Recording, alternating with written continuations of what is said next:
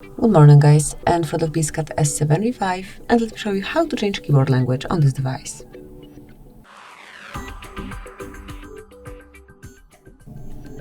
First of all, you have to open new message or any other area where you can input some text. And here you got the letters. If you wish to change the dictionary, if you wish to apply different letters, tap on settings icon, select languages, and click on Add Language. Here, just pick the language that you wish to apply.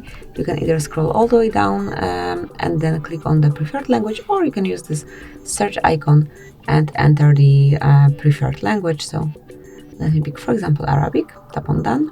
Now we can remove unnecessary language by tapping on Edit, marking the language to remove, and then selecting Bin. So that's it. And now once you're back in message, you will be able to see brand new language applied. Thank you for watching.